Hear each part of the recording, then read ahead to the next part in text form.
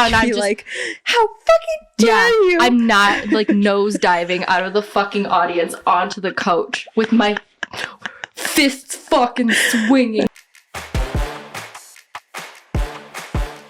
Hello. Hello. And welcome back to Dysfunctional Duo. Starring me. And me. Hi, it's been a few weeks. It has been a few weeks. We missed you guys.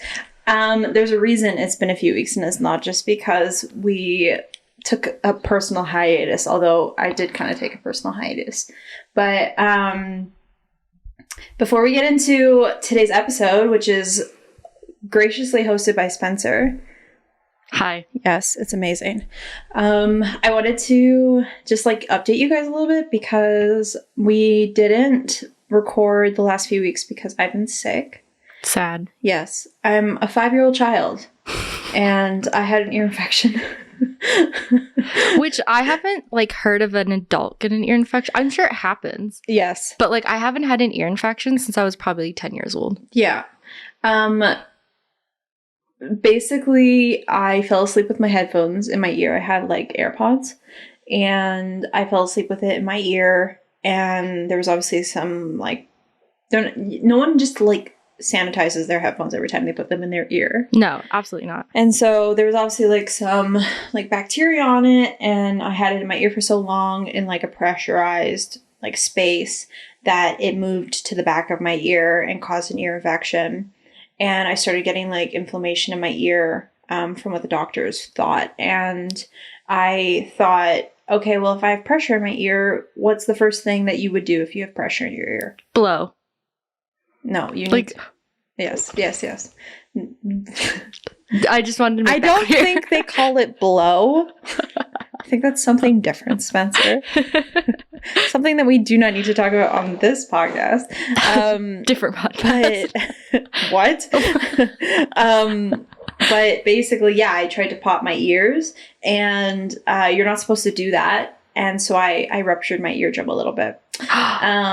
So wait, I didn't know that. I didn't know you ruptured your eardrum. Yeah, you're not supposed to pop your ears. It's the worst thing you can do for your ears. On a plane, too? On any situation. The doctor is this is an absolute no. You can damage your ears. Oh, shit. Yeah. Oh, my God. I didn't know that. I do that all the time on airplanes. Yeah. No, you're not supposed to. Oh, okay, You're supposed cool. to chew gum. Or you're supposed to try and yawn.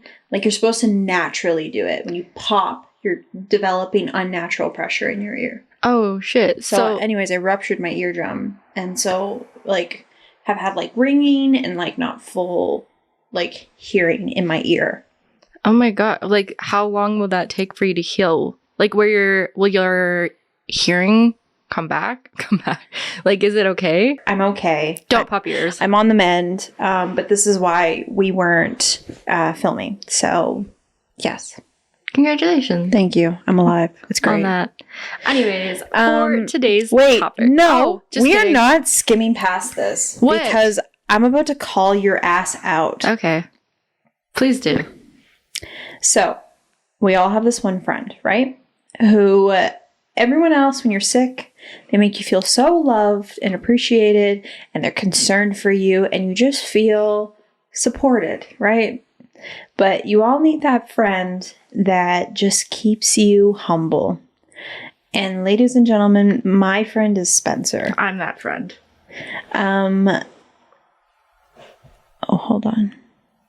I don't even think I remember. This bitch had the audacity when I told her that I had an ear infection and I couldn't film with her. This is how our conversation started, okay? I'm going to read the whole thing. Please do. Y'all are my witnesses.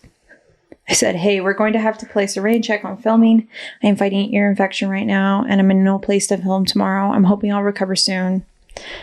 And then I asked her, what weekends work? And she said, I hope you're doing okay, though. Do you need anything? And I was like, oh, great start. Great start.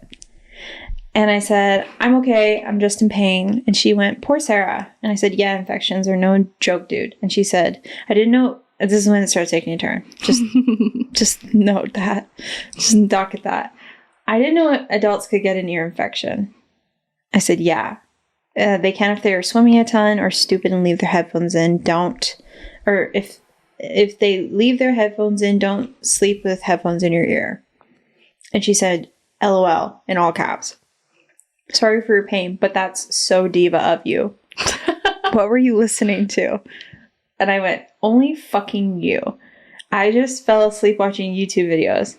And she said, I didn't even know that was a possibility. I love learning from your mistakes.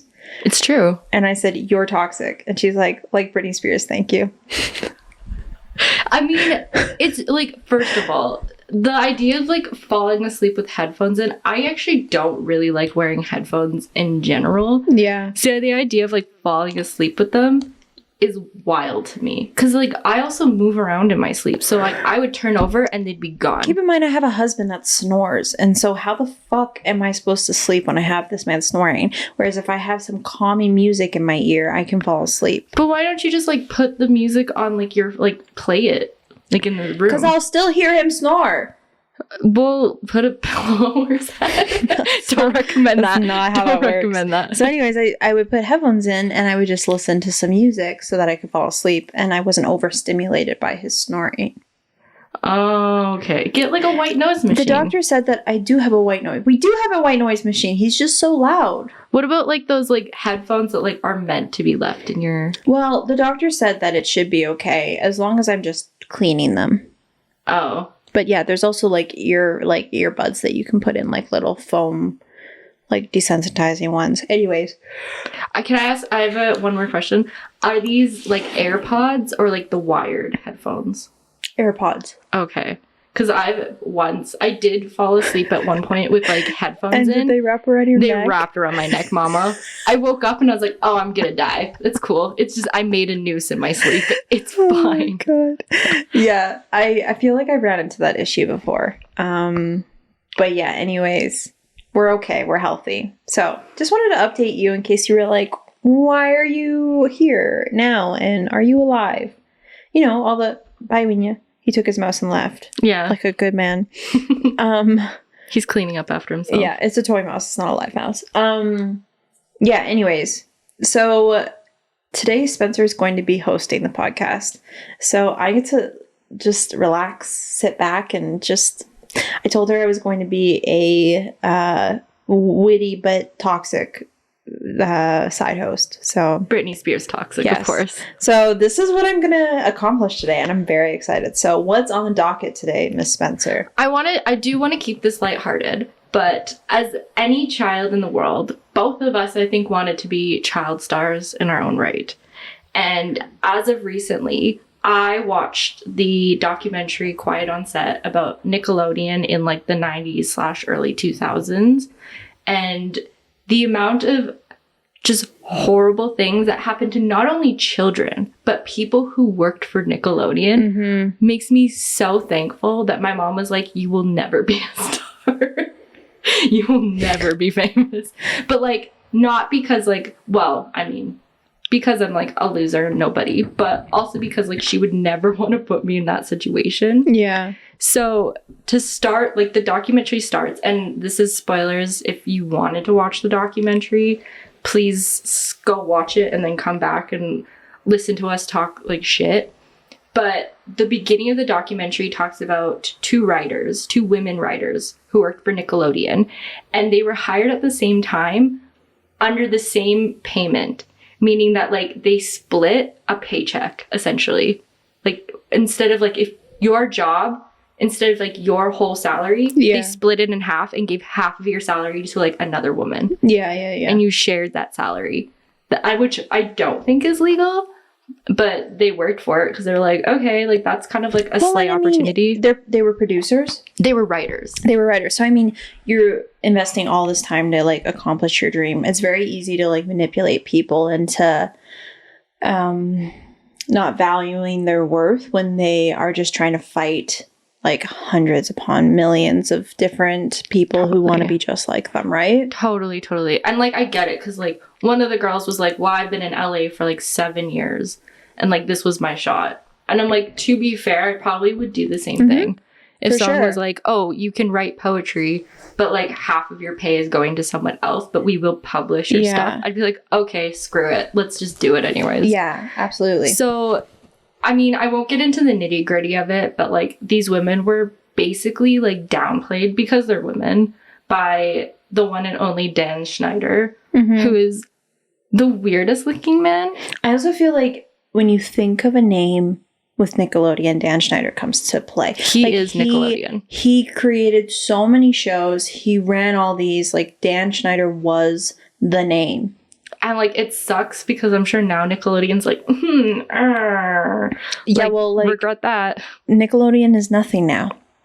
I don't even know what's on Nick. I haven't know really watched it. We're adults, but at the same time, like, Nickelodeon, I don't think has the same impact that it had before. And granted, I wasn't a Nickelodeon kid. Like, I didn't grow up watching a ton of Nickelodeon shows. I watched a lot of kind of like the live action ones, of course, that Dan Schneider made, but I would say like Leo, my husband, was more of like a Nickelodeon, like Cartoon Network kid. And so he knew of those shows better, but he was like the cartoon Nickelodeon. So like Hey Arnold, Cat Dog, Rugrats. I don't think Rugrats, but like, yeah, like those Nickelodeon shows, Johnny Bravo. I think Johnny Bravo was Cartoon Network. But they all were on both. Yeah. Like forms of platforms or whatever. I was more of a Disney kid. Same. And I don't know if this applies to Disney. It definitely applies to Disney. Are you kidding me? I'm sure in like some parts, but like when I tell you that they were not just one. If Nickelodeon is the monster or the monster's head, then Disney is the body. Disney's way worse, dude. I mean, I'm sure it is. I'm not gonna, this is all alleged. We don't know. I know nothing about nothing. But like, when I tell you that there was 2 pedophiles. Yes. 2 pedos. Two pedos? 2 pedos. Sheesh. Like on the set, I fear, like on the same set, I swear to God, like basically the same time. Yes. Which like, you get it. If that's, I don't know, if that's your mindset, like you're probably gonna be want to be near children, but it's so disturbing that like that's allowed. Yes. And like, oh my gosh, I just like, it makes me sad. So specifically, it was I'm fucking around. Sorry. Keep going. Specifically for like the Amanda show. And like, I'm sure you're aware that Amanda Bynes now, bless her heart, wherever she is, you could see that the toll of like being a child star and a child actor has like taken a toll on her. She's not okay now. Keep in mind, she also didn't just like do shows with Nickelodeon. She did so many movies. It sounded like she was almost like a producer. So the documentary would talk about how like her and Dan Schneider would like go off on their own and like discuss characters or plots or shows. Like by wasn't themselves. her show one of the first shows? Not like, I don't think it was one of the first shows, but it was like the Amanda show was a huge hit. And I think that was like what put Dan Schneider like on the map. Was Dan Schneider Drake and Josh as well? Yes. Okay. Yes, which I don't know. We can get into that too, because I don't know if you know about that part. Again, there's spoilers, but essentially like parents were supposed to be on the set, but they would have ways to work around it to like get the parents away and isolate the children. How so? I can't remember, but like it would be like for Drake specifically. Sorry, I just saw it. Oh my god. With a mouse swinging in his mouth. He's so funny. Sorry, keep going. With from Drake and Josh specifically, they would, for his dad, who was like kind of his manager at the time, they would like say like, oh, your dad's like ruining the shot for you. This is all just like, I'm paraphrasing. Ruining the shot. Being like, your dad, like nobody likes him on set. Like he's affecting production. He's affecting this. He's too much to say. Oh, yeah. So they just try to like, and like these are children. Like Drake was probably like 14, 15 at the time. So they're trying to put a rift between like a child and their parent. Mm-hmm. Again, this happens like to another child on the show at this time. And then him and his mom have like a pretty bad relationship until this documentary comes out, which like, that's a whole thing too. It's just like, it's so fucked how like they manipulate these kids into being like, oh no, like your parents don't know what's best for you, like we do. And then for a band, I don't think Schneider and Amanda ever had like a sexual relationship, but I think that Schneider was like invested in Amanda and like what her potential was, and he wanted to like ride with her through that. And when she kind of like came out of Nickelodeon and wanted to be like more of like an adult actor, I think take it more serious. Yeah, he tried to put like his foot in the door through that too, and it just didn't work out for him. So he had to come back to Nickelodeon, which is I think how we got like Drake and Josh. Well, and then she probably started like recounting her experience, and that's kind of when she started to derail, right? Well, there's videos of like a young, probably like 14-year-old Amanda Bynes in a hot tub in a bikini with Dan Schneider, who's like fully dressed next to her, also in like the jacuzzi, hot tub, whatever. Like it's weird. It's just weird. Yeah. Like feet fetish. Yeah, that's like throughout. Yeah. Ugh. Like, but if you're gonna call Dan Schneider up for that, then you also have to call all of Quentin them? Tarantino for that. Oh, 100%. You know what I mean? These are just like. Granted, the only difference is Dan was doing it with children. Quentin Tarantino's doing it with women. Yeah, I think both are evil and disgusting. Well, both gross. are just nasty. Yeah. And also feet, really? Like, I never understood the feet fetish. I don't know. I don't understand. I think the feet some people have fetish. some big toe, like, hungers. Big toe hungers? Big toe hungers. They hung you for those toesies. They hung you for the big toe. Oh, yeah. They want to nibble. And maybe the pinky. Well, little piggy. Little piggy went to the bank. I don't know. Every time I look at my toes, I'm like, what the fuck are these things? Like, they make no sense. You're not seeing them. I'm not showing you guys shit, but I'm not wearing socks. Not for free. They just look so weird. I don't know. They're not the most attractive body part. They're like if fingers came out defective. They're kind of you like. know what I mean? And everyone's gross. toes are different, and everyone has some weird ass toes. So I feel like, I don't know. Like what you like, I guess, but at the same time, like, keep that shit behind closed doors, you know? Don't produce them in shows and make children, like, perceive them. I don't know. Yeah, I definitely understand, like, the nastiness about it. And before you get into further details, I wanted to tell you what I know about this, which isn't a ton, but, like, I know that there's that girl who was, I think her name was Sam in iCarly. And iCarly is a huge, like, topic point for, I think, Nickelodeon, and, like, how stars walked away with, like, a shit ton of, like, like, sexualization and weird experiences. I want to say her name is, like, Jeanette Linetti or something. Jeanette McCarty. Jeanette McCarty. And she came out with a book talking about how her mom exploited her and, like, basically handed her to these, like, men on, like, a serving platter. And was like, as long as you're bringing me money, then I don't care. So, like, the parents aren't always right in that capacity either. Well, and, like, again, like, there's parts of the documentary where just, like, you're watching it and you feel frustrated, not with all of the parents, but with some of them, where it's like there's an instance where this one, like, mother is talking about her daughter Brandy's experience and how when she was like 12 or 13, she was maybe even younger, she was emailing one of the producers. They would email back and forth, and the mom was like, oh, it's, like, fine. And I'm like, I understand that, like, we've grew up in a different era now. This was, like, early 2000s, not to, like, make that an excuse for her.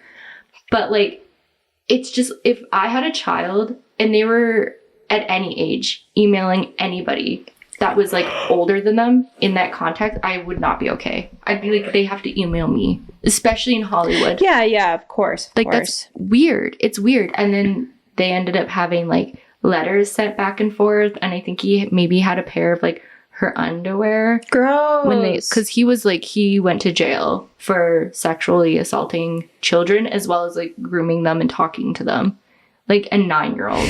Like that. It's fucked.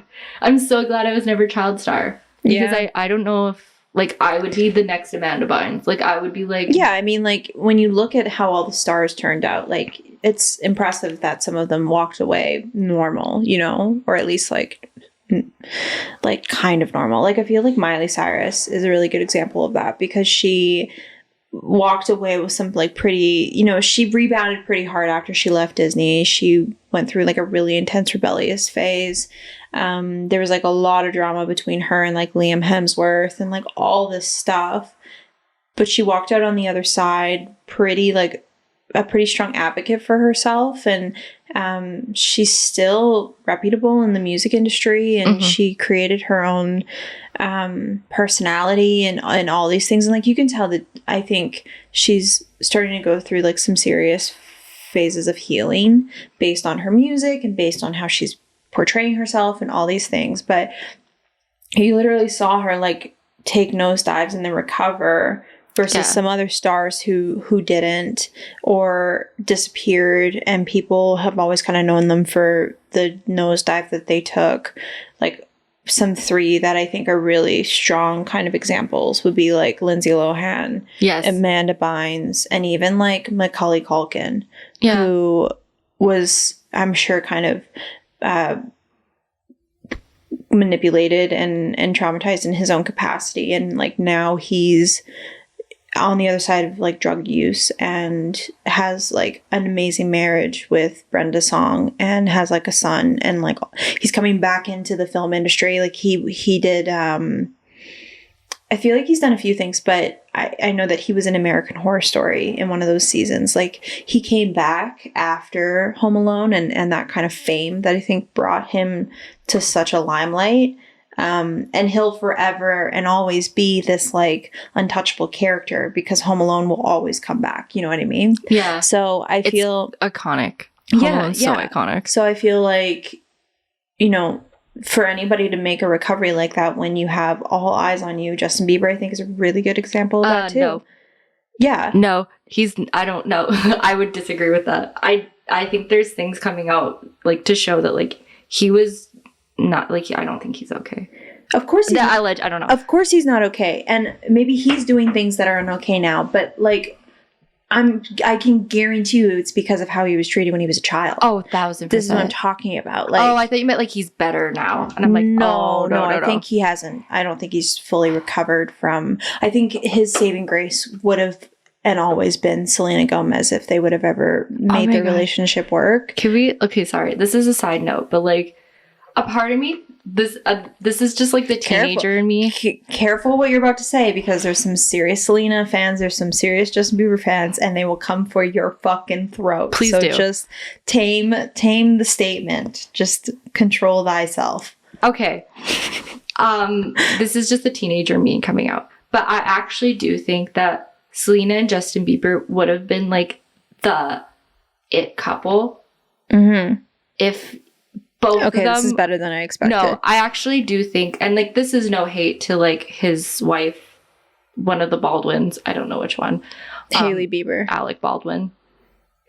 His wife is Alec Baldwin. It might as well be. I don't know. They're all the same to me. You know what's funny is literally all the Baldwins are literally Alec Baldwin, but like the Temu version. You know what I mean? Like they just get worse and worse. I mean, you're totally right. I don't know any of them. No, it's not Alex. Is his daughter? It's his brother's daughter. So it's his niece. It's his niece. Yeah. Well, and this is no shade to her, but I do think like if Justin was not as traumatized as he probably is because of like being a child star, like I know, well, I don't know anything, but I've seen alleged videos of like him and P. Diddy, and of course things about P. Diddy have started to come out too. Yeah. So I think if he wasn't as traumatized, and maybe her as well, like I don't know her experience, Selena's experience, but I actually genuinely think they would have been the it couple. I think that they will always have love for each other, but I just don't think Selena could deal with his toxicity. I don't know. I feel like a lot of it has to do with the fact that you know, Selena was undergoing like her own physical ailments with lupus and like her own trauma from being a Disney star, because her documentary that came out about her experience of being on tour and like experiencing lupus and like all these things, she was going through her own experience.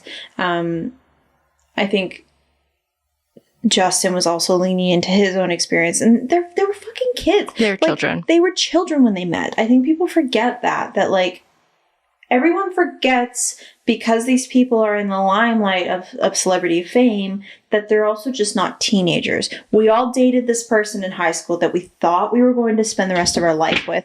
Phineas, holy shit. He just threw himself against a wall. Like trying to chase his mind. Parkour. And now he's like sketched out. He like knocked over, like, we have a water dish, but it's like the self-leveling water dish. And he like knocked it out of its hold. It's okay. It's fine. Phineas, you need to like take a nap though. You need to take a chill pill. Man. I swear to God, if you knock over cameras here or any lights, you're gonna be grounded, okay? I'll be taking your mouse away. Anyways, like, they were kids. Like, I feel like people forget that, like, yeah, like, I remember when Justin Bieber peed in that bucket behind stage. I would probably do the same thing. I think it was in a restaurant, actually, like the basement of a restaurant. And I was like, okay, fair enough. But also, like, he was a fucking teenager. And, like, I can guarantee you teenage boys have done way worse shit than just piss in a fucking restaurant bucket. Like, teenage boys are gross. No. And even the teenage boys that are now men understand that they were gross when they were teenagers. So I feel like people forget that, like, they were coming through the eyes of being a teenager and, like, trying to figure out who they were and all these different things. So, I mean, yeah, like, I would agree. If they were able to kind of sort their shit out, then yeah, definitely. But I also can guarantee you that that breakup was hard for both of them. And I'm sure it's hard that people sometimes don't let the topic of these two people go. Like, these two people are in their own personal relationship, whether how healthy or happy they are. Yeah. I hope both have a very healthy and happy relationship and both feel that they're getting value from the other person. But ultimately, they've both chosen to live their lives separately. And so I feel like people will, like, not let that go, and so I'm sure that's hard. But I've also seen clips of, like, Justin Bieber trying to just take a fucking walk outside, and the paparazzi are so horrible that he has no sense of privacy. And so I'm certain that fame causes a person to feel a certain type of way, and grass is not always greener on the other side. It very, very rarely ever is. So I mean, and then you become an icon to these people and you become a portrayal, and so you have to maintain this facade that isn't even you. And the internet is a horrible fucking place, and so they're also trying to like, you know, a lot of these stars were entering into this era where the internet was not portrayed as this unsafe space. Yeah. It was portrayed as this place where teenagers would go to hang out. And so it started becoming a vicious space while these people were growing up. So I feel like there's just, like, a lot that was involved for people to become who they were. But I mean, yeah, like, anytime you have adults who have a lot of money, a lot of power, and are kind of bored, they're going to create some not so amazing environments for other people. So I feel like I know a decent amount of, like, what iCarly was like based on the book that was written by Jeanette McCartney. The other thing that I just recently learned about was the guy who played Spencer, iCarly's like Carly's brother. Yeah, no relation, by the way. Well, I can't remember his real name, but he literally could have gone and created a career for himself. People really wanted to work with him. They wanted to do movies with him. And he was so concerned about his, like, child star co-stars that he stayed to protect them from Dan Schneider. Like, there's literally clips of him, like, bumping into Dan as Dan was trying to, like, hug Miranda's song. Crosby. Miranda and, like, Jeanette and, like, him trying to just be Dan Schneider. And there's clips of him being, like, the protective big brother for these girls. And so for a second there, I thought you were going to say something opposite. Like, he'd gotten in trouble for, like, around, like, the same thing that Schneider would. No, it would have broke my heart. In fact, he got in trouble a lot for, like, speaking out against it and standing up for these girls. I have also heard, like, seen some podcasts of, like, stars that are coming out and talking about their experience in Disney, and like, the older stars. Like, a good example is, like, Sweet Life of Zach and Cody. Their mom in the show, she spoke out about how she went head to head with a producer because he literally screamed at one of the boys and said that he was getting too fat and he wasn't allowed to eat anymore until he lost weight. And she was like, you do not speak to like a child like that. And so she like almost lost her job because of it. So this stuff was happening everywhere. That's gross. That is the grounds of being a child star. And I think it's changing, but at the same time, I don't think it's changing as much as people would like or know about. Granted, yeah, I would definitely say I'm happy that I didn't become a child star. And I also think like, again, I think grass is always it's seen as being greener on the other side when it maybe isn't. And if anything, it may be harder and more difficult. And you see celebrities who come out and talk about their experience of dealing with fame once they become famous. And I mean famous. People know your name. People know where you live. People know everything about you. Like, your life is not your own. Your body is not your own all of a sudden. And you either learn to meet the expectations that is put out to you, or you learn to separate yourself from it, which basically means that you're disconnecting yourself from your opportunities. You can't have one without the other. I would never want fame. If someone was like, I will offer you all the fame in the world and money, like, here, you can just like press a button or something and you can have it, I'd be like, fuck no. I think that's a slippery slope, because we're filming a podcast right now for YouTube. But we're not famous. No, but I also think like this is as far as I would ever want it to go, is like my own self-managed presentation on the internet. But like, I wouldn't say I never want to be seen, because then like, why am I filming a podcast? Being seen though and being famous, I think, are two different things. Yeah, well, and I think fame is a sliding scale. Like, again, I've seen some YouTubers who became incredibly famous,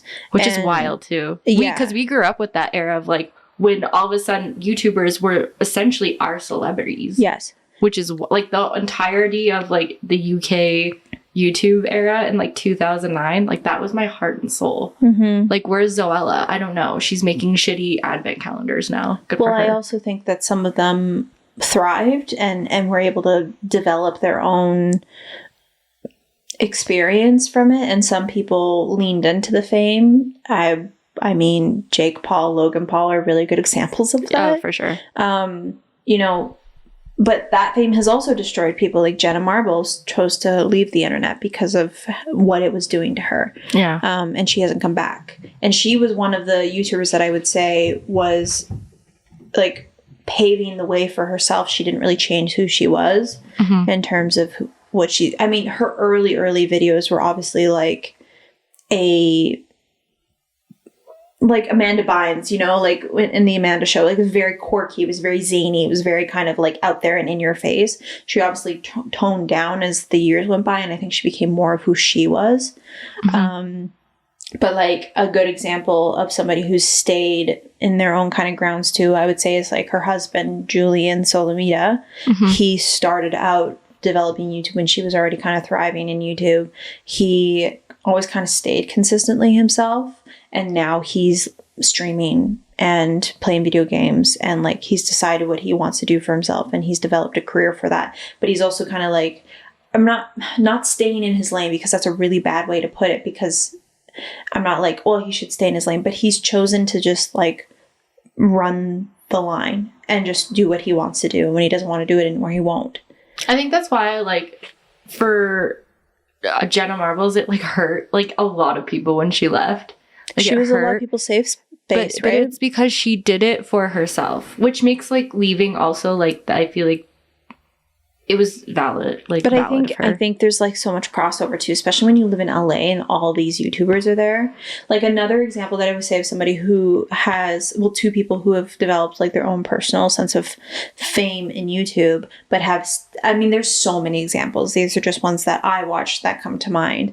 But you know, like Simply Nailogical. She's a Canadian YouTuber. She lives in Canada, lives in Toronto. She works a full-time job. I don't know if she does it anymore, but she, for a very long time, worked for the government and filmed. Like, she was like, I'll never, this is why I think she's still doing it, because she was like, I'll never not do this. Like, I still want to work, but I just also want to make content. And I was like, fucking hell yeah. Like, rework this goal in mind for people. And she just live streams and paints nails, and she creates nail polish, and now she's selling nail polish, and like she's created a brand for herself in a really cool way, but she hasn't really changed who she is from what I've observed. I think another person who is a good example is like Sophia Nygaard. Oh, yeah. She was on BuzzFeed. She was really popular from that. And then she realized that BuzzFeed wasn't the place that she wanted to work at because there was obviously, you know, some not great experiences for people. And so she left and created her own platform on YouTube. And now she's just making the videos she wants to fucking make. And she moved out of LA, and I think they're now in like Arizona or something like that. And they're having a wonderful life. And like, I think people are starting to rework what this looks like for them.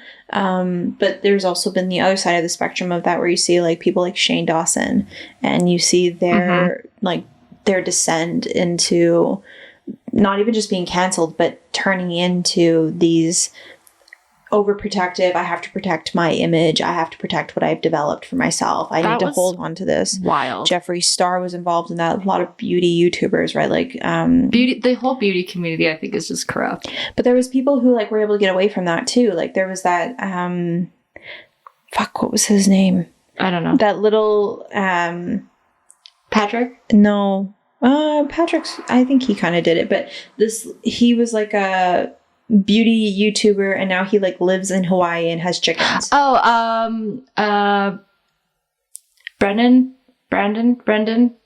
Brendan something, right? Yeah, something like that. And he just has chickens and hangs out with his sister and like lives his life. That's my goal. And I'm like, I want his life. Yeah, dude, like live your life. So I mean, that fame can also have its own thing, right? Like PewDiePie is a really good example of like fame, succeed, descend into destruction and recovery.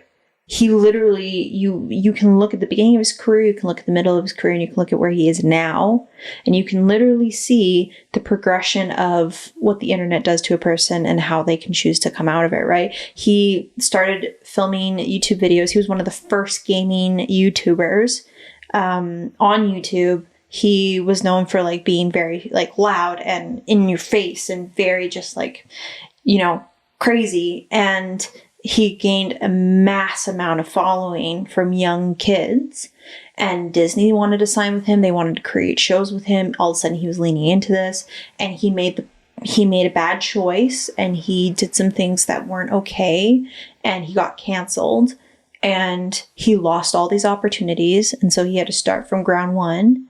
And he was able to pull himself away. Like, he never leaned back into the fame of that again. He never reconnected with Disney. He never reconnected with these shows. He started creating his own brand. He started creating the content he wanted to create. He changed his portrayal on YouTube. He started to calm down. He started to just be himself. And now he has such a mass following that he is basically retired in Japan with his wife and his newborn child, and he makes videos when he fucking wants to. See, I love and he's that. kind and he's wonderful, and people respect him. But I think this again is a good example of people's respect for you when it's not people that know you directly. It's going to be a moving target. Some people will love you, and then some people will hate you, and then people will love you again. And you know, again, a really good example in terms of celebrity fame, Robert Downey Jr.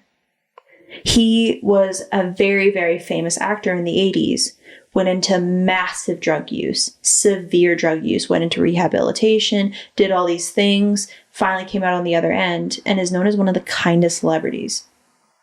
I mean, yes. My thing is like kind of going back to the documentary.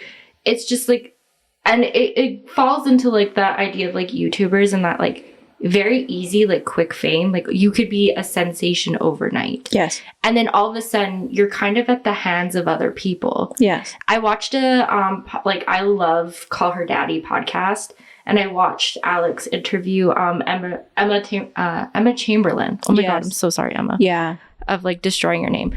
But like she made a comment about like how the public becomes your boss in a way. And I found that like so interesting because like I've always been really intrigued by that lifestyle. I wanted that lifestyle when I was younger. Mm-hmm. I don't think I could have ever handled that lifestyle, which is why I'm glad I never had it. Yeah. And I don't want that lifestyle now, but I'm intrigued by it. This idea that like you're at the like whims of the public, which is where like I think majority of like the stress comes from. Of course.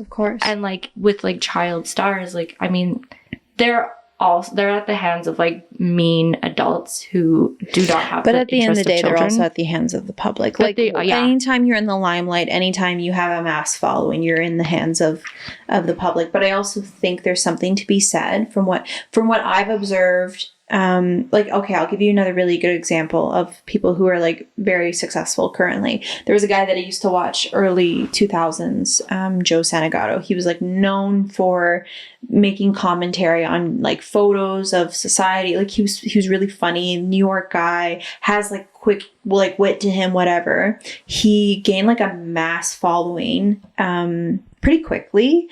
And then he kind of disappeared for a few years. I noticed that, yeah. And then he came back and he was working for a really long period, but because people really didn't know he was back, he was just kind of developing his own company. And then he was also filming a podcast with a guy that was like a comedian. But this guy ended up wanting to like pursue comedy. And so Joe ended up like recruiting his friend that he had known since childhood. And now they have like one of the most popular podcasts in the world. Their podcast is hilarious. It's very, very funny. It's so funny. Yeah, it's very funny. But at the same time, I also think to a certain degree, they haven't really changed who they are. And I think that is the rule of thumb that you have to chase is like, yes, the public is your determining factor, but you can't let that be your only determining factor. And honestly, if you just stay to who you are, the people who really love who you are is going to stay, right? Like these YouTubers, I still fucking watch. And they've changed and they've morphed into different people and they've grown. But because I like who they are, I haven't wanted to leave, like watching their content. Mm-hmm. So, I mean, I think the rule of thumb has to be like, don't change who you are to meet the masses. Stay who you are and hope that the masses still enjoy you. And if they don't, they don't, but keep doing what you want to do and maybe find some other alternative financial methods. Like people who use this as a platform of expression rather than as a platform as a job, mm-hmm. I think they're much happier than people who are like, I'm going to start YouTube so that I don't have to fucking work. Well, that's not how that works. Yeah. You still will have to work. Bad mindset to have. Your 9 to 5 won't be the same. And you'll obviously, you might work less in contrast to people who work 9 to 5. Actually, I would probably guarantee that. But at the same time, you know, like anybody who's trying to build their own financial support system, anybody who knows is you can't dip into one thing and trust that that's going to be your only financial anchor, right? Yeah. That's why people who have a full-time job, people are like, you also need to invest. You also need to do these things because if you don't have a job, you need to have fallbacks. You need to be smart. You need to be financially. But when you have the opportunity to do that, you can do stuff like create videos and be creative. And I hope that everyone, you know, when I was a kid, I wish more people told me, because I think this is a really good example because I do stream. I do create YouTube videos. I've done it for quite a few years now, but I've never done it with the ideal of like, how many numbers am I gaining? Yeah. How many people enjoy me? How much following am I going to receive? And I also feel like I'm a good example in terms of sometimes people don't fucking care about you and that's also okay. But do you want to stop being creative? Do you want to stop creating content? Is that why you started? When I started filming or streaming on Twitch, I was just focusing on the numbers and I became very unhappy very quickly. And it wasn't like I gained a massive following. It's not even like I have a massive following now. I don't. But I'm way happier because I'm literally just there to hang out with the people that enjoy seeing me, that I enjoy seeing as well, developing relationships with them, playing video games. I do it because I love it. That's it. Yeah. And if I didn't love it, I would stop doing it. Yeah. So if that's all that matters, then who cares about the rest? But granted, I've gained a following pretty consistently because I think people notice that. But again, it's always nice to see because it's like, okay, cool. This is where we started. This is where we're at. It's a good reference point of like progression. But ultimately, it's not my determining factor in any capacity. I'll give you a really good example. I was just going to say, ultimately, if you're doing something to make money, don't. If you need money, sell feet pics. If Nickelodeon don't take the advice. Sell feet pics. No, don't do it. Don't be a part of the problem. Be Can we part just of the start problem. doing hand pics? Like, what is Consensual feet pics if you're of age, please. Hand pics. Who's like, yeah, that's a nice hand. Yeah, why can't people say that's a nice hand? No, because I think feet are just Whatever happened to a good taboo. hand job, you know? Like, why is it all about the feet now? A hand job. I feel like I feel like hand jobs are consistently held like when you're a teenager and you haven't even made it to second base. Do you know what I mean? It's Like when was the last time you heard about a hand job? Never. Like, no. You know what I mean? No one's like, oh, I got a hand job. Like, ew. You know what I mean? Like, that's not a thing anymore. Ew. I feel like you grow out of that after like... That's just such a weird idea. I feel like that was something that happened like late junior high. You know? People Yeah. would be like... They don't know what they're talking They gave about. her a hand job. And I They was gave like- her a hand and- job. Oh...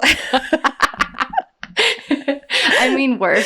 Actually, though, I had no idea what the fuck anybody was talking about. I was like, in my life, I was such a late bloomer. Like, I was never in a rush to like, and I never really had boyfriends and stuff like growing up in like high school. So it wasn't like I was like, in high school I knew what people were talking about. So like, I wasn't stupid in high school. But I remember in junior high, my friends, I must have been in like fucking like grade 7.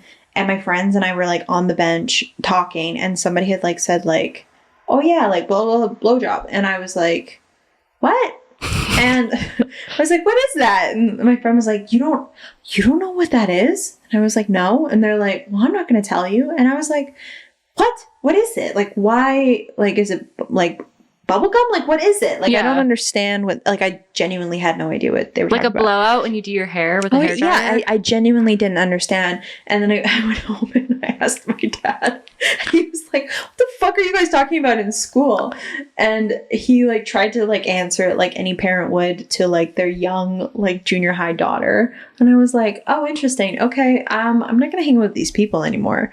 And I like distanced myself because I was uncomfortable about. But like these were the kids. Like I hung out with kids who like I remember in like grade 8 and like grade 9, I had friends who were like, I might be pregnant and I'm scared to tell my parents. And I would... Wait, what? Yeah. Grade 8 and grade 9? Yeah. Well, people are like... Did they know what pregnancy people for is? sure were having sex. I mean, probably. For sure, dude. Oh, 100%. For sure. Yeah. Grade 8, grade 9, you're like 14 years old. For sure. What? Grade 8, I guess, yeah, 13, 14. Yeah, okay. Yeah. Like prime hormone burst I'm sorry. of puberty. Pregnancy at that age. Girls get boobs. Like, that is when things happen. I can't imagine a pregnancy at that age. I'm still caught up on that. I knew people who got pregnant at that age. I went to a very interesting junior high school. You that was did. pretty hood. But, yeah, a lot of girls I knew got pregnant at like grade 9, grade 10. That's so Lots funny. of girls.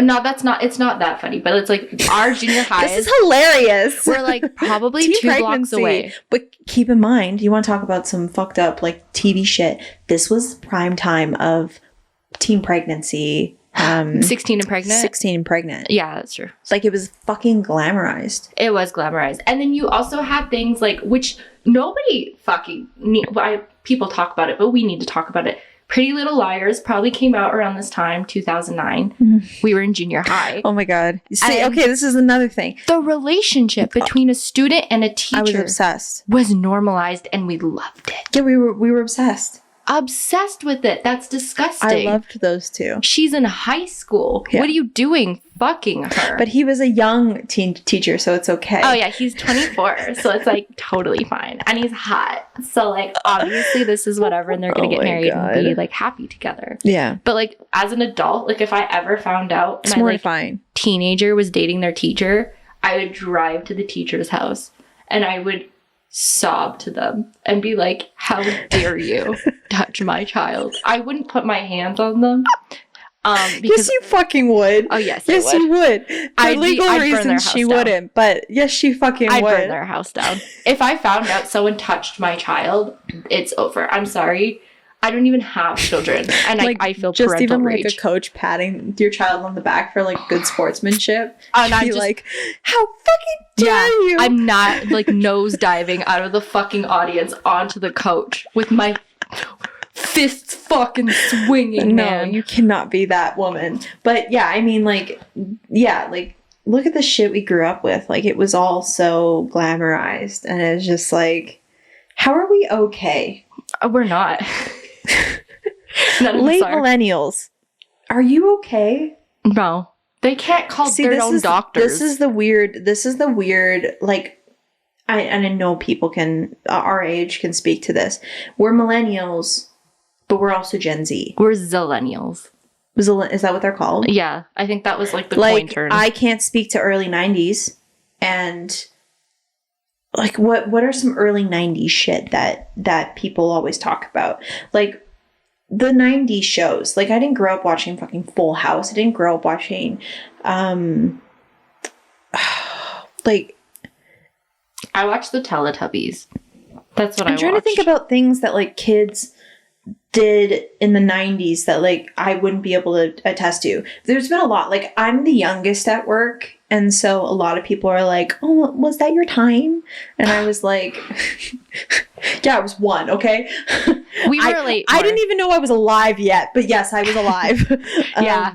We relate more to like the early 2000s. Yeah, we were the early Y2Kers. So like, I'm a millennial, so I understand the difficulty of being a millennial, and what the millennials have to deal with in terms of like, you know, we've constantly lived in a world where things are always kind of chaotic, and yet we've found some kind of balance. And like, there's a lot of things that are coming out about millennials and like how they've developed and the difference between them and their previous generation, like all these different things. Yeah. Sorry, do you mind? I will say one thing. Millennials are the generation, not even Gen Z. Millennials are the generation to see that shift from no technology or barely any technology to having all of it. And when we grew up, the internet was like dial up. Like, I remember having, like, you couldn't use the home phone. I don't know if I remember at the same time as using a computer. I do remember having, like, I never had a cell phone. I had a home phone. Yes. Like, the day my parents bought me my home phone and hung it up in my room, I was so ecstatic. I was so excited. But you couldn't be on the phone if your parents were on the phone. Like, there was shit like that. Or you could listen to, like, other people's conversations. No, my parents always caught me. Really? And also, I didn't really care enough to listen to the calls. But I definitely... Here's my issue growing up, was my parents had convinced me so well that they could read my mind that I actually thought they could read my mind. So if I tried to pull any like bad shit, I had a feeling that they already knew. Like, my friend was trying to convince me to get Facebook, and I was terrified because I was like, they'll fucking know. My parents were like, you can't get Facebook. I was like 14. All my friends had Facebook. My parents were like, you're not getting Facebook. And then I think I got Facebook when I was like 16. And loser. I had it when I was like 12. Eat me. Like, getting a cell phone. I think I got a cell phone when I was like 16. And so like, I was a bit of a late bloomer. My parents were slow to like, you know, give me those opportunities. Probably for the best. Rightly so. But like, you know, even YouTube, like YouTube was such a new thing. And I remember I was like 12 years old. I was obsessed with Crazy Frog. Do you remember Crazy Frog? Oh, I do. And I was like watching music videos because that's what you did on YouTube, because nothing else fucking existed on YouTube.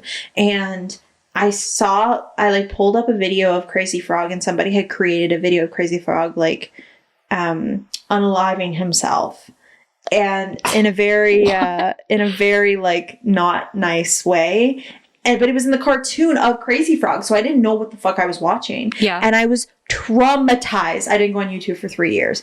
I was like, nope, I'm staying away from YouTube. So it was like new, it was like explorative, and it was terrifying because there was things that you didn't realize that you were going to see. Yeah. And your parents didn't, like, let's be so for real. Like, our parents had no idea what the internet could have been. Of course they did. Ever. But then it also then turned into parodies and all this shit. Like, who was that other YouTuber that him and all his friends would like film movie parodies? And what the fuck was his name? I wonder what he's doing right now. I know who you're talking about. They did like the Twilight parodies. I know who you're talking about. And The Grudge, and like, they were so funny. And it was just teenagers Hawaii. Shooting. Did they live in Hawaii? They lived in Hawaii. Ryan Higa. Yeah. Ryan Higa. Yeah. They lived in Hawaii? Yeah. What the I don't know fuck? why that's like the only thing I wonder remember. what he's doing now. I think the last time I saw him, he was doing a podcast. I'm sure he's fine. But he's doing great. I'm sure he's fine. See, Yeah. he's another good example of Jenna Marbles, I would say, same time. But it turned into that shit, turned into Vine, which, like, I miss Vine. Vine was nothing but funny shit. Yeah, I agree. Like, now you go on TikTok, now you go on Instagram, and it's like you're bombarded with like meme, news, horrible things in the world. Yeah. Meme. And it's like your opinion is like so whereas Vine was just a funny video after funny video after. Yeah. I would not stop laughing on Vine, and they got rid of Vine, and it was like, I'm so sad that my children will never understand the phase of what Vine was. I still, like, to this day, I don't think we'll ever get that back. I don't know if we'll ever recover from that and ever be able to experience what that phase was. No, because it was just like free shabakadoo. Like, it was so random and stupid and funny. Sitting in a hot tub. Yeah, 5 feet apart because they're not like gay. there's like shit like this that like, fuck your chicken strips. Like, we say it all the time, and it's only a cultural phenomenon that like those people in that moment will ever understand. Yeah. Like, sometimes when I'm sad, oh my god, please, I'll go on YouTube and I'll just look up Vine compilation. Same. And it's all the Vine videos in like a compilation. Do you also sit there and like recite it as it comes up? For like, sure. you know each one. For sure. Oh, 100%. A potato flew around the my room.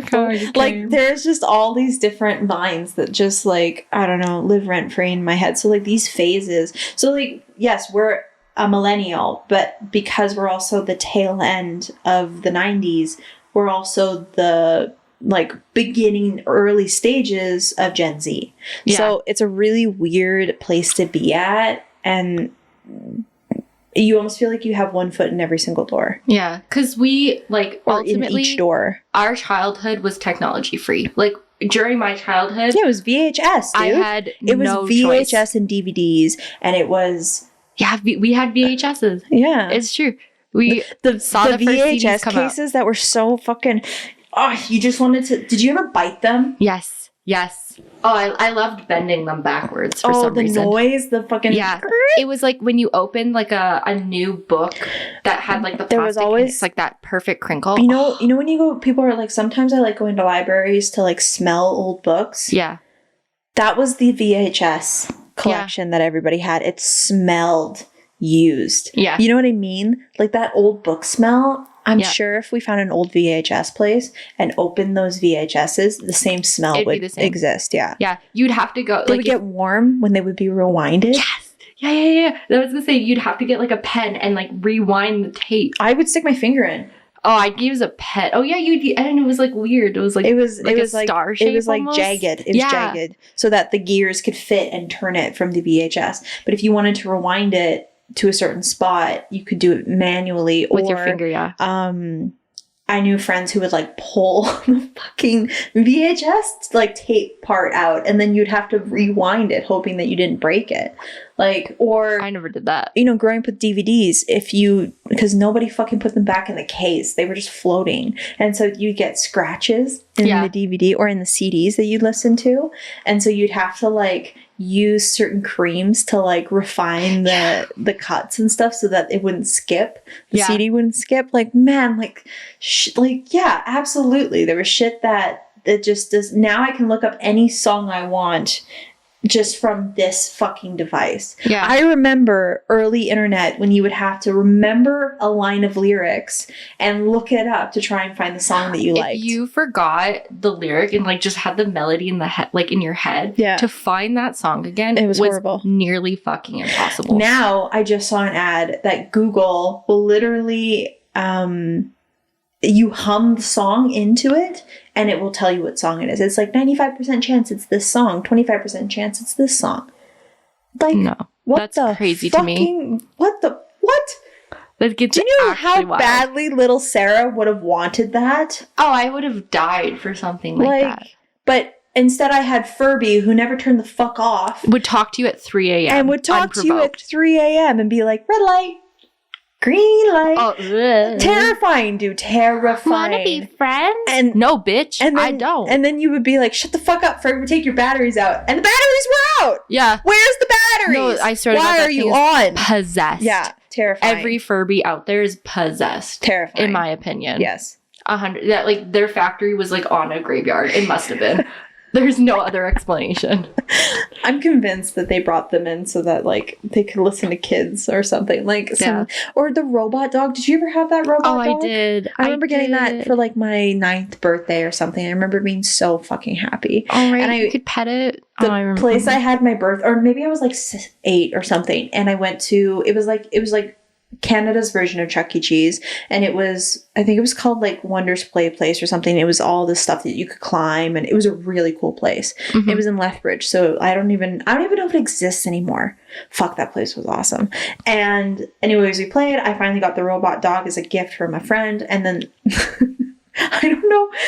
Man, it's crazy how you like recite memories as an adult and you're like, I don't understand what I was doing or like why I was there. Like what was going on at that time. Yeah. I had no idea. I was just being a kid and like just vibing. But there was a mattress store next to this place and my dad wanted to go into the mattress store for some reason. Maybe he wanted a bed. And so he took my robot dog out of the box and put batteries in so that I could walk my robot dog around the mattress store. That's so cute. Yeah. And I vividly remember that.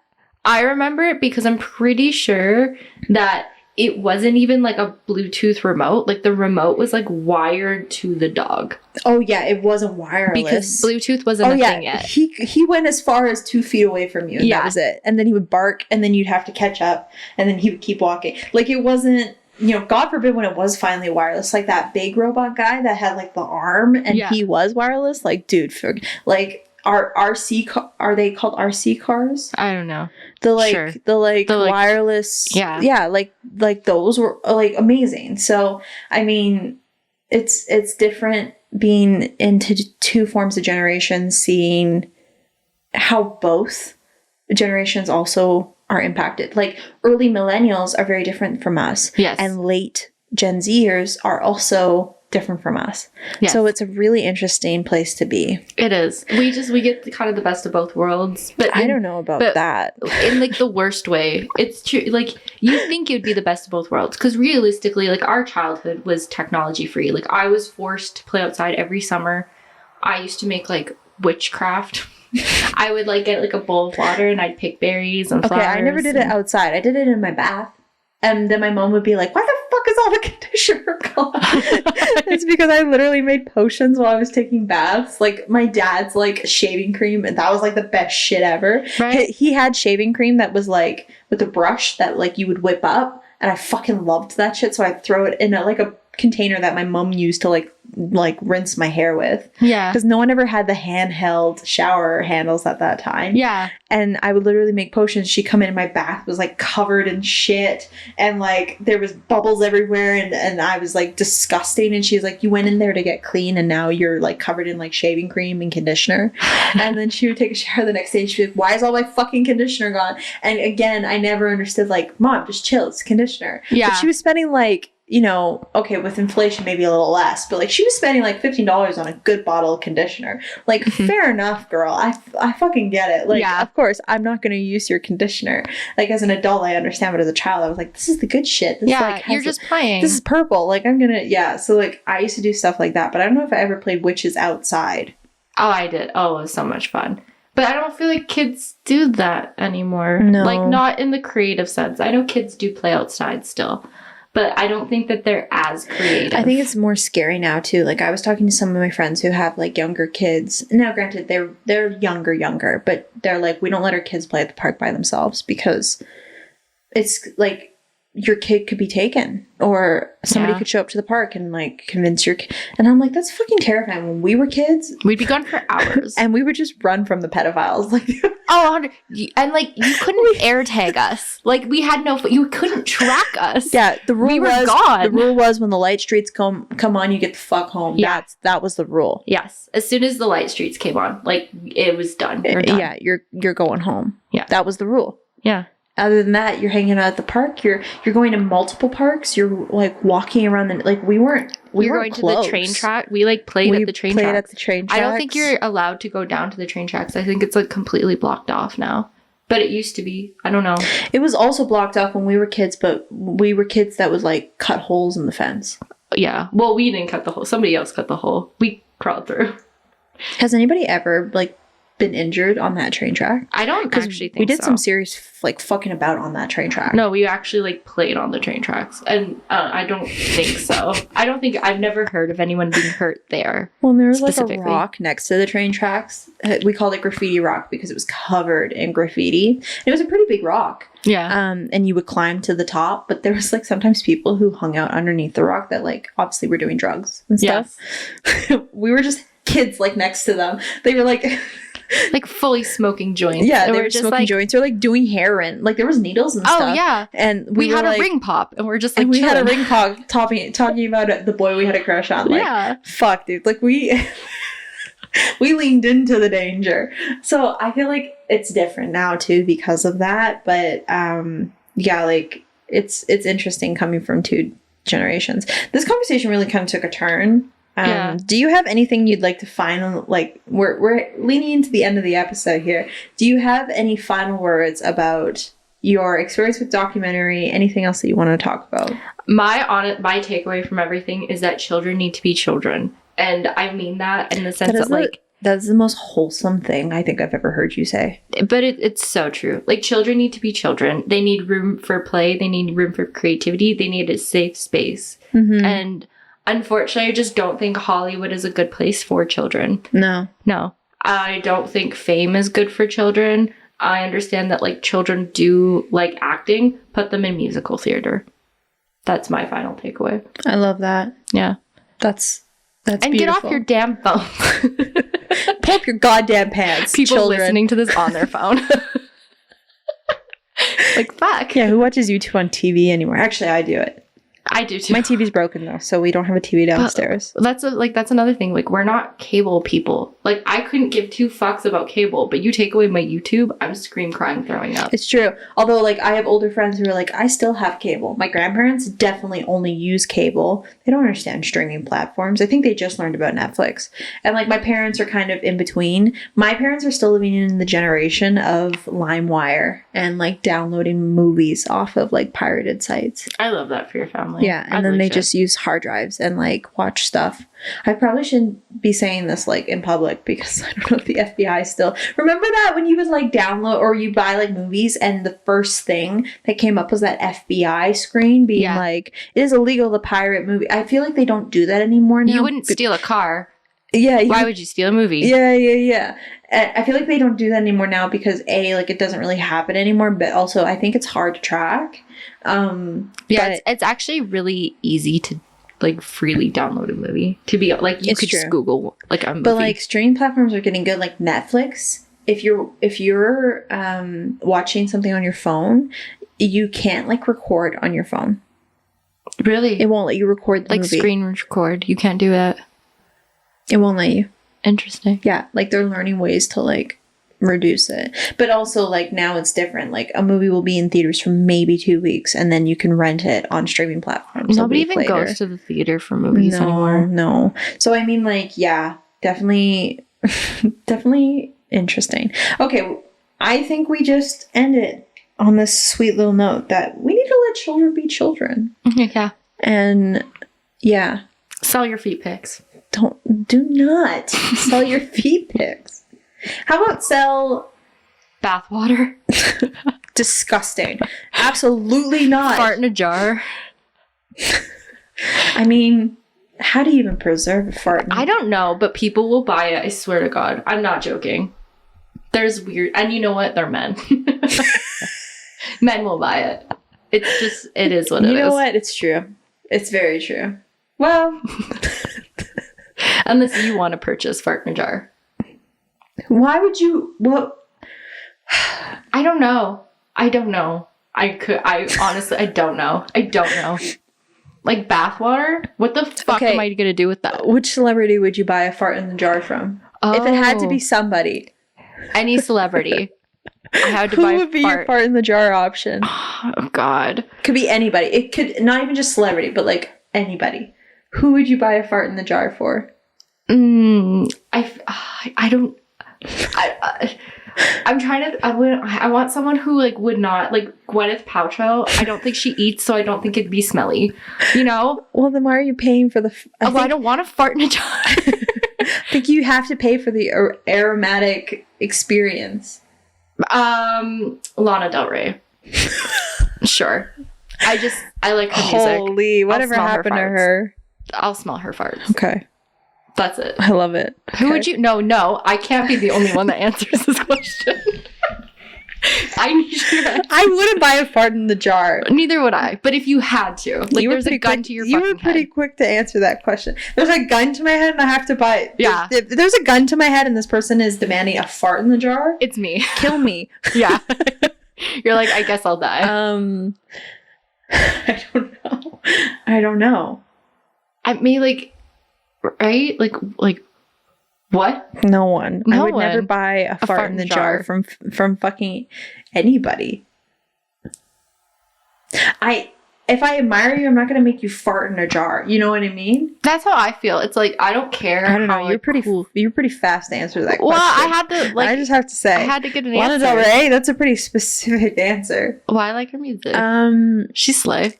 Paddington. Like the bear? Yes. Like a car. Oh. Yes. Miss Incredible. Mrs. Incredible. No, you already answered. You can't change your answer. Damn it. Paddington. Because he eats marmalade, so it'd probably be Sweet Like Oranges. Final answer. Okay. Sure. Okay.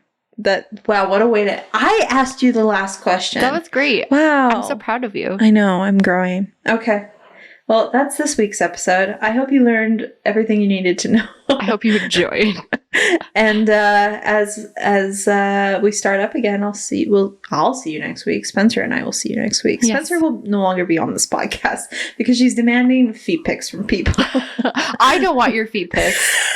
I want to make that very clear. I don't want them. I'm saying go get your bag. Go sell them to someone who wants them. Not me, ma'am. Give me 10% of your findings for just suggesting it. Okay, wow. I don't know if you can trademark that. Okay. Well, as always, we'll see you guys next week. And thanks for hanging out with us. Bye. Bye.